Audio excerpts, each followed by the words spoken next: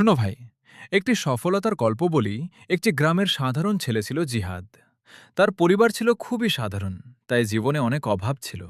অনেকেই তাকে বলতো, তোমাকে দিয়ে কিছুই হবে না। কিন্তু সে অন্যের কথায় ভেঙে পড়েনি। সে প্রতিদিন নতুন কিছু শেখার চেষ্টা করত। অল্প সময় পেলেও নিজের লক্ষ্য নিয়ে কাজ করত। অনেকবার ব্যর্থ হয়েছে, তবুও হাল ছাড়েনি। প্রতিটি ব্যর্থতা থেকে নতুন শিক্ষা নিয়েছে।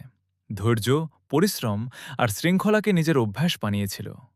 বন্ধুরা যখন সময় নষ্ট করত, সে নিজের স্বপ্ন নিয়ে ব্যস্ত থাকত। একদিন তার পরিশ্রমের ফল আসতে শুরু করল। ছোট ছোট সফলতা তাকে আরও আত্মবিশ্বাসী করে তুলল। ধীরে ধীরে সে নিজের দক্ষতা দিয়ে মানুষের বিশ্বাস অর্জন করল। যারা একসময় তাকে অবহেলা করত, তারাই পরে তাকে সম্মান করতে শুরু করল। সে বুঝতে পারল, সফলতা ভাগ্যের নয়, ধারাবাহিক পরিশ্রমের ফল। কঠিন সময়ই তাকে আরও শক্ত মানুষ বানিয়েছিল। সে কখনো নিজের লক্ষ্য থেকে চোখ সরায়নি। আজ সে শুধু নিজের নয়, পরিবারের স্বপ্নও পূরণ করেছে।